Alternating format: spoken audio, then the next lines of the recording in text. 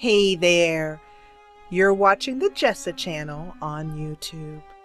I'm Jessa, and today I am here with more of The Raven, Chapter 2, An Ancestry of Lies. An interesting turn of events has happened in the last chapter, one I did not see coming, in that we are now going back to the beginning of the story as it appeared in Chapter 1. We're back here at the Orient Express, this time playing from a different character's perspective. We are actually now playing as the character Adil, who we did not see very much in Chapter 1 because he was sort of playing behind the scenes, as it were. And we've also found out who the Raven is. The Raven is... Hold your hats, you guys. The butler did it. The Raven is Inch, the butler, the Baroness's butler. So, this is a very interesting story. I'm extremely intrigued to see the story played out again through Adil's eyes. And keep in mind that we have another chapter to go through. So there's a lot more game to play and a lot more to find out. So let's jump right back into it. This is our character Adil right here. Let's check his inventory. A handy Swiss Army knife. A good friend gave it to me. Inch loves the spotlight and has a flair for the dramatic. Why else would he call himself the Raven? I don't like having to risk my own neck as part of his drama. What's the point of leaving messages for his opponent? Yeah, he's got a good point. A ticket for a trip on the MS Lydia from Venice to Cairo, some banknotes, and a passport. Blank. No personal info, no picture. Inch has brilliant contacts in the underworld. He knows the best counterfeiters, technicians, pickpockets, and con men. He remains anonymous, though. Most of them don't even know they're working for him. Mr. X, his contact in Cairo, probably doesn't have a clue who he is. Mr. X is a contact in Cairo, so we still have that mystery to find out about. Sometimes you can find useful things in a waste bin, but this one seems to have been emptied recently. You know, my motto in a murder mystery, always look in the trash. That's where you find the best stuff. Burglary in British Museum, 1 casualty, 5,000 pounds damage, culprit unknown. Return of the Raven? I'd have escaped anyway, but Inch just couldn't resist playing with dynamite. I hope the security guard recovers soon. That's true. Okay, so... A leather bag like the ones used by country doctors for carrying their equipment. They won't let me ride along in the freight car, not even if I ask nicely. Okay.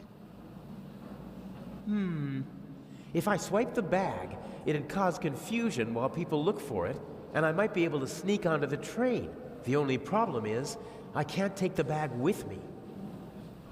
Back in Chapter 1, Dr. Gebhardt did mention that his bag had been swiped. Some of the passengers got off the train to stretch their legs, but this man started his journey right here in Zurich. He waited a good 10 minutes for the train and began to get impatient. Okay. Let's take the doctor's bag. Not a chance. The doctor could easily spot me taking his bag. He'd sound the alarm, and our Swiss friend would have no choice but to arrest me. And then we'd have a real problem. Okay, so we have to figure out how we're going to get that bag. What else is there? There probably isn't a single newspaper between Moscow and Madrid that's not reporting on the burglary. I'm famous. Unfortunately, not for the sort of elegantly executed theft I'd like to be known for. What's a thief to do? The crate must have had bananas or something in it. It's empty now. It's built out of thin wooden boards. Probably didn't have to bear much weight. Use the crate with. Oh, put the doctor's bag into the wooden crate. Let's see. This wooden crate is big enough to completely conceal the bag. It'd be protected from prying eyes, and I could make my exit from the scene of the crime unnoticed. There's still one problem. Someone might see me picking up the bag and putting it into the crate.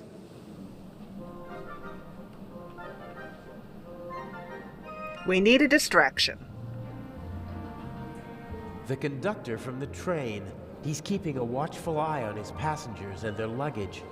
The train's been held up, and he seems to want to prevent further delays. He'd see me if I tried to board the train. Okay. This is the saloon car, fully furnished with a bar and all the niceties. The ladies and gentlemen would have a fit if I just waltzed in there wearing these clothes.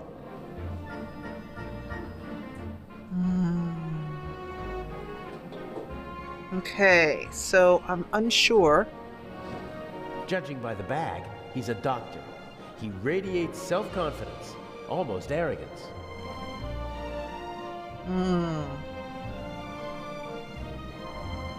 I really don't know how to do this. Use crate with. What else is there to look at? Let's see if we can go any further down the platform. Nope. And we've already examined the freight car. As soon as I'm on the train, I need to find a way to sneak into the freight car. I have to take one thing at a time, though. Okay. I love it how we're standing right next to the doctor, and they won't. And I know I've played since we have played through the first part already. We know that no one ever remembers Adele, so we can't just take it. We can't use the crate with anything. I don't know how we're gonna do this one. Not sure.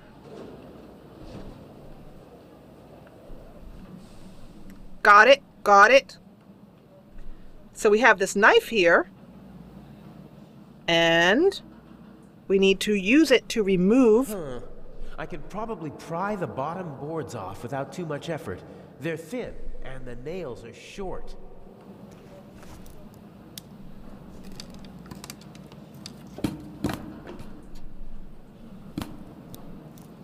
Perfect. It looks like a normal crate. Use bottomless crate with. It's now or never. Do-do-do, do-do-do-do. Do-do-do. Ha ha ha. Hey, you! Scram! Yes, sir.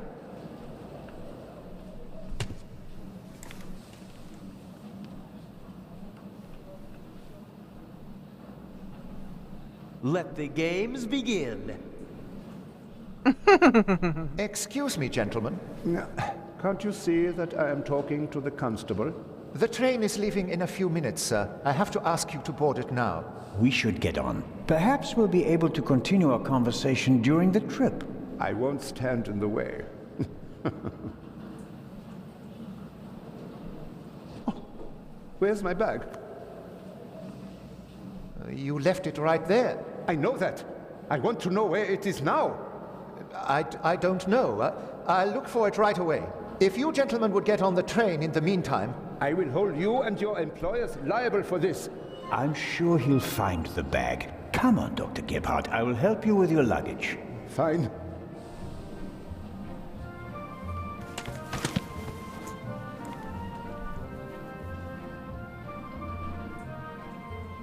Now the next problem we have is how to get onto the train. The conductor doesn't really seem to know where to search for the lost bag. Finding a particular piece of luggage at a railway station is like finding a needle in a haystack.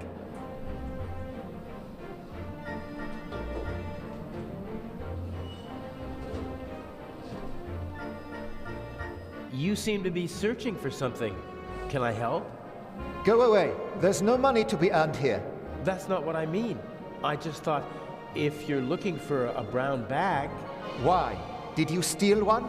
If that were true, I wouldn't be offering to help you. I saw a little blonde boy take the bag. He ran off with it, over there. Really? Thanks.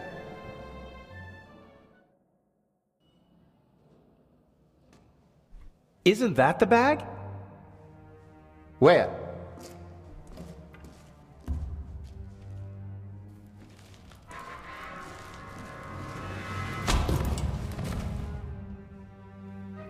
Nothing personal.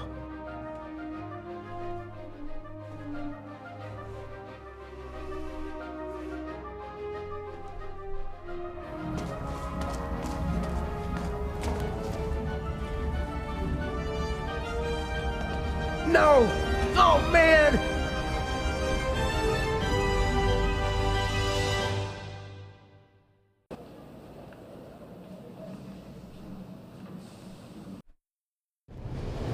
You'll get in touch if you notice anything unusual, won't you, Professor? Of course, Captain. What's this? What's the matter? The door. I can't open it. Let me have a look. The compartment is locked. Damn, I can't let the professor see me. I shadowed him for days in London. He might recognize me. Calm down, Professor. I'll see what I can do. You don't understand. I have to get back to my compartment. All right, just wait here. Okay, so here we are as Adil, having managed to get into the train using devious methods, and we are now in the conductor's uniform. And let's examine the room from Adil's perspective. I know that we want to look at this luggage. Professor Lucien seems to travel light. The Baroness's luggage takes up half a freight car. That's true, it does. But there's also a key in here that I think we may want to get a copy of, I think. I don't think that the suitcase or the bag contain anything that could help me out. I better leave as little evidence as possible. Okay.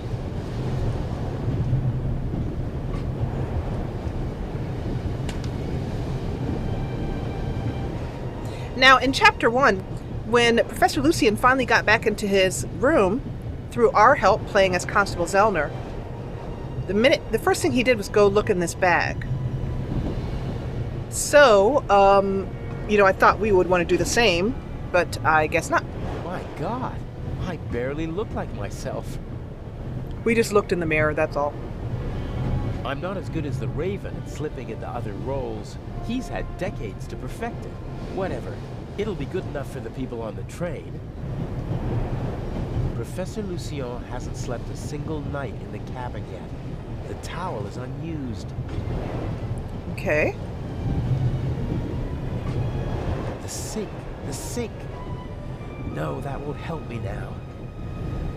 I guess it would help me to understand what it is that we're trying to do here. So let's go to the journal.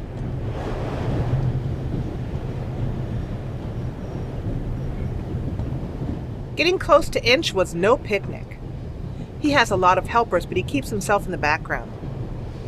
That's what makes it so difficult to catch him. He never gets his own hands dirty. He lets others do the work, people like me. Let's see. As long as Inch takes me for an enthusiastic but not all that bright wannabe thief, everything will be fine. So, we have him here. We wanted to steal the first eye in London without anyone noticing, which they managed to do. Well, that's not true. The constable and the security guard was there.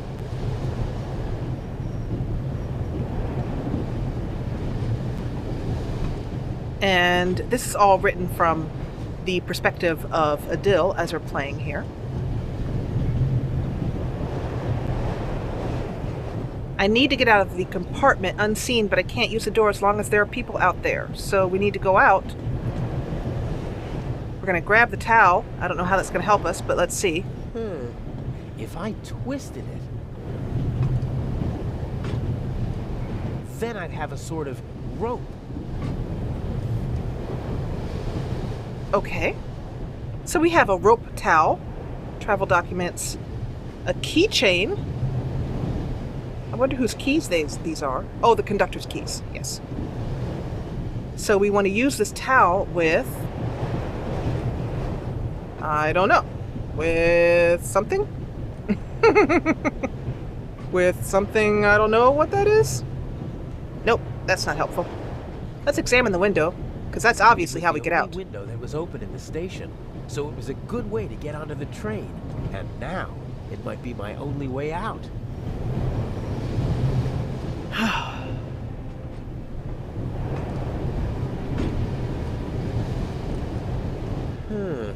The window to the right should be the Baroness's cabin, and the one on the left is the saloon car. The roof could be my escape route.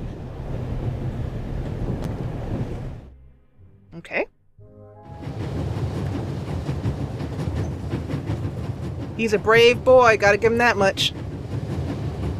So am I supposed to help you out somehow? Here, let me give you a leg up. Alright. So, examine the roof. Now remember that Maddie, our very observant young boy, saw a ghost going by on the train, and this is probably the white towel he was referring to. If I stand up, my head is level with the roof, but the roof is too slanted and smooth to climb. Okay, so how did you do it? Air Those ducts. are air ducts or something, but I can't reach them with my hands. Okay. Throw a towel over the air duct. Oh, I see. There's nothing quite like traveling on a train.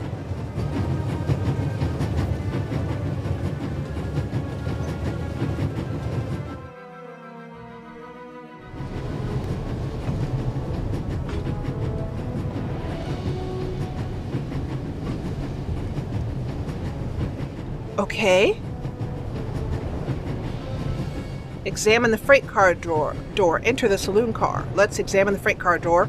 This is where we need to get in to plant the bomb. The safe that I need to put the envelope on is in the freight car, but I can't just walk in like a delivery man. No, you can't.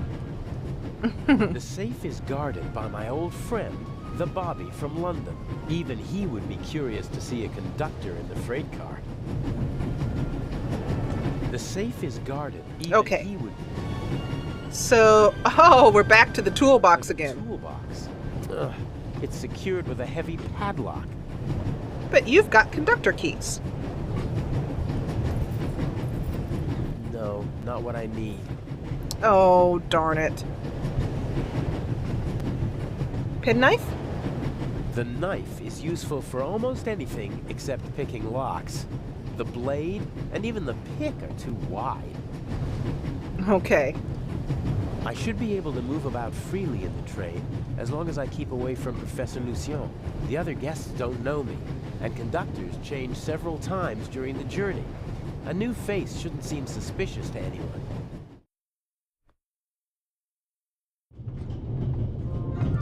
Young man, Yes, sir? tell me, when did they switch to self-service on the Orient Express? Should they not have informed the passengers about that in advance?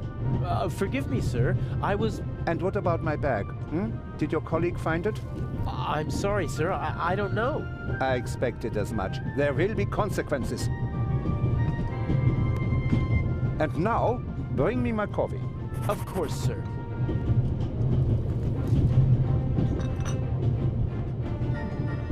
Asshole. Hey, this is a family-friendly channel. Oh, but I know it sometimes slips out. All right, so, we're back where we were. Now, I'm glad we're here, though, because it occurred to me in the first episode that I missed an opportunity to turn the radio on. A small portable radio. The reception is surprisingly good here in the mountains.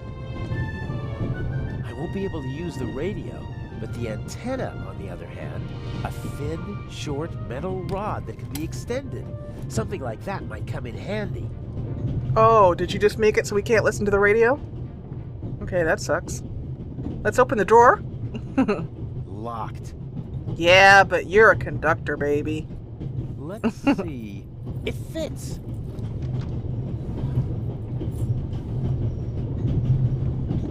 That didn't help. Huh. A lot of odds and ends. A hairnet, batteries, a half pack of cigarettes, an unused toothbrush. The bartender probably has to serve as a jack of all trades, like a concierge in a hotel. So, is there anything useful? Here we go. A small shaving mirror. All right. And the candy dish, which we examined as Zellner. Huh. A dish with old people's candy. Butterscotch, I think. The voice actor for Adil sounds a little bit congested. His nose sounds a little bit, the way he's delivering. Let me know if you think so as well, too. Take a candy? Because we like old people candy, whatever that means. Oh, examine the coffee pot. There's still some coffee left. So aren't you going to get Dr. Gebhardt some coffee? Use the coffee pot with... That's an odd thing. Can't use it with anything. Pour some coffee there.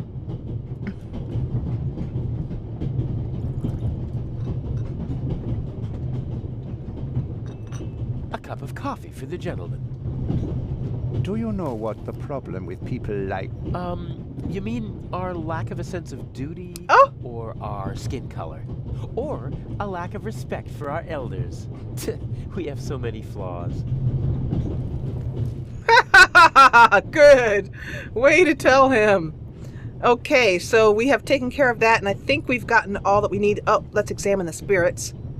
Beer, wine, champagne, gin, brandy, and whiskey.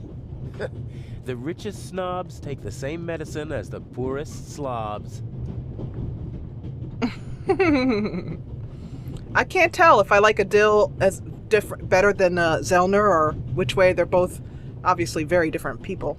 Some people would need a drink to steady their nerves, doing what I'm doing, but not me. I want a clear head if I'm going to get this envelope onto the safe.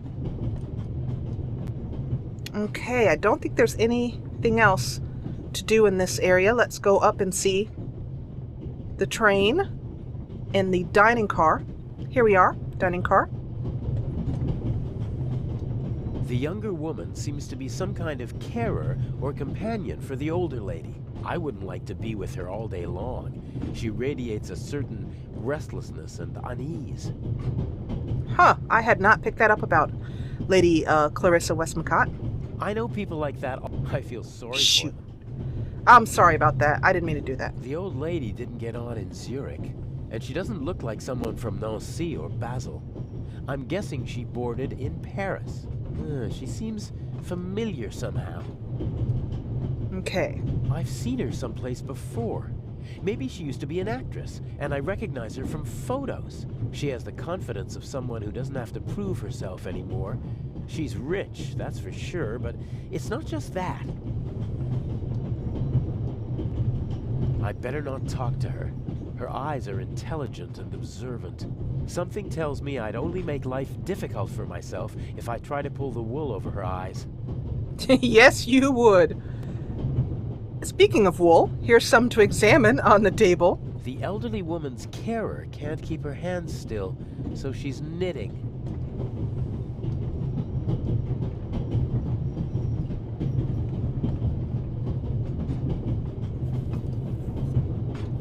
Can I bring you ladies anything? Is everything satisfactory?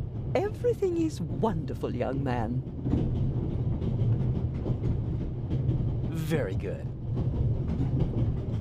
Got it. Interesting. So now you know how to snatch something out from right in front of somebody's eyeballs. I don't think there's anything else here to see or look at.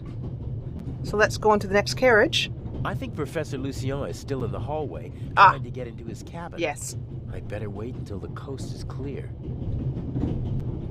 Okay, so we have a few more things in our inventory now. We have a ball of wool. Sooner or later, the carer will miss her wool, even though it's just a little bit. I don't really like butterscotch. I prefer fruity, sour flavors. Sour puts a smile on your face. Okay, didn't know that. The mirror's so small I can hardly imagine how you'd shave with it, especially on a moving train. A thin, short metal rod that can be extended. Something like that always comes in handy. Okay, so we've examined everything in Adil's inventory, and this should be everything we need to solve the puzzle of how to get into the freight car train. We can't go any further this way. So we have no other choice but to go back where we came from and see if any of these things could help us out with our task.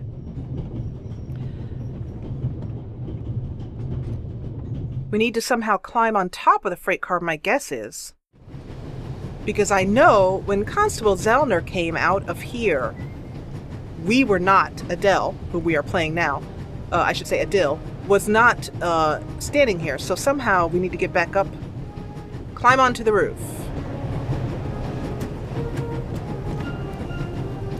It must be so dangerous to be on the roof of a moving train like that. Okay, so that didn't help us much. I thought we were going to go this way somehow. I guess not. Can I go this way? No. Okay.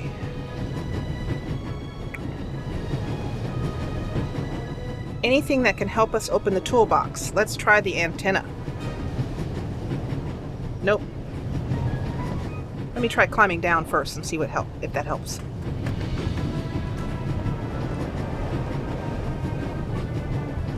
Nope.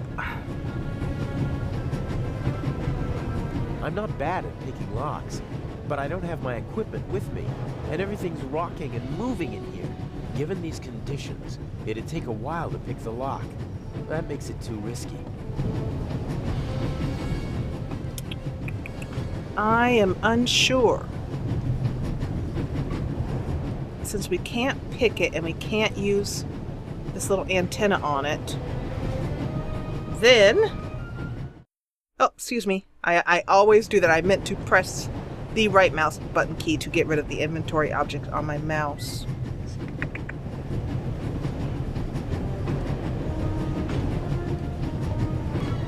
There has to be a way to get onto the freight car roof, because I really think that's where we need to be, is over here. So I want him to stay here without... Oh, he's going forward now. Okay, great. Wonderful.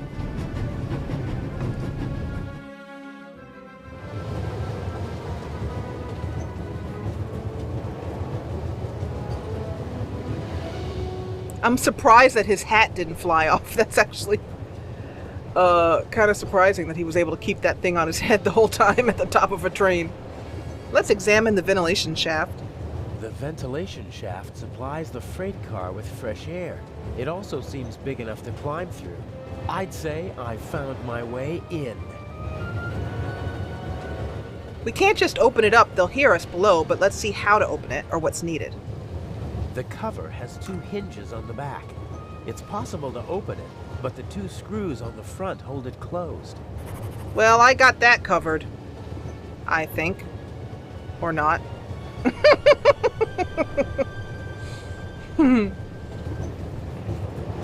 I can't see anything but the rear of the car through the slots. And that won't do. What I really need is a view of the front. Okay. So can you jump over here? The cover has 2 hinges on the back. It's possible to, but the 2 screws on the front. Okay, we've heard that already. We can't, our knife isn't going to work with it. I don't see how an antenna would. And it won't.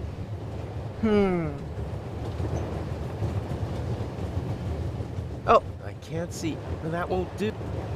We've already done that. Oh. What do we need to do? Can we go here? I'm clicking over here and that's not working. Stuck. Stuck on top of the train. Oh, mirror. In theory, I could use the mirror to get a look at the front of the car, but my arm is too thick to fit through the grate. Okay, so now here's where we need to start putting things together in our inventory. We have an antenna, which can be expanded so we can lower the mirror down, and we have a way we can kind of maybe tie the mirror onto it. So would be my first guess, or maybe use some, I don't know, stick the mirror on there with butterscotch, but that doesn't seem very wise. But so let's first of all try to use a small mirror and combine it with the antenna. It would be useful, but how can I attach the mirror? Exactly. Let's try using a ball of wool. Can't combine that. So let's click out of there, and then let's try using butterscotch. Stick the candy on the antenna. If I have to, that should do it. That did the trick. Wonderful. Now we have an antenna with candy, and let's stick that on to the mirror. Okay, the candy is so sticky that it'll hold the mirror without any trouble. As I expected, it sticks. I didn't think it was gonna work. I went for the ball of wool routine first, but hey.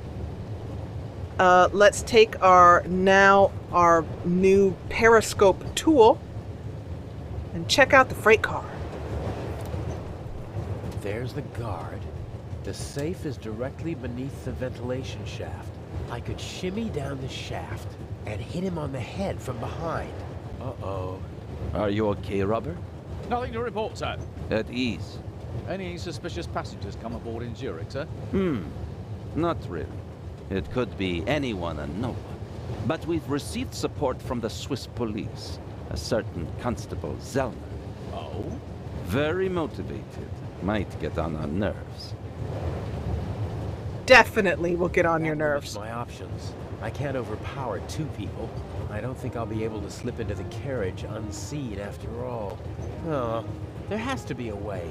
I have to keep Inch happy. How do I get you onto the safe? Or on top of it? The safe is directly beneath the ventilation shaft. And Inch said something about a blackout and a tunnel. I could use the moments of confusion and darkness to toss the letter onto the safe. Might work, as long as I manage to open the ventilation shaft and choose the right moment.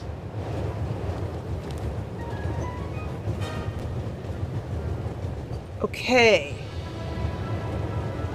So, once again, he needs to open the ventilation shaft, and the only tool that we have to do so is this, which I keep hopefully trying to use and get nowhere. Alright, so we will end this episode here on top of the train, playing as Adil, and can figure out how to open that ventilation shaft. I think we need to get into the toolbox somehow. That'd be my next guess. I hope you're enjoying what you're watching. This is a fascinating game, and I've never played a game with the quick change of perspective in the middle of the story. So we're now playing a new character and seeing the murder mystery from a totally different side. And knowing everything that we know now, it's really interesting to go back and go on to the Orient Express again. And I am never unhappy about having a ride on the Orient Express, because I love it. I want to thank you so much for watching. If you enjoyed what you saw, please hit the thumbs up button below and encourage me. It really does encourage me. Keep the clues coming and the guesses. You guys are some great detectives. And if you loved what you saw, join the party, the ever-growing party, and subscribe. I'll see you back here on top of the Orient Express in The Raven, Chapter 2, An Ancestry of Lies, in the next episode. As always, thank you so much for watching.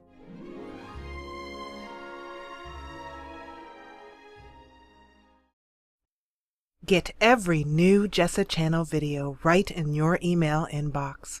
Subscribe, then from your YouTube homepage, click Manage Subscriptions, then check Email with new uploads.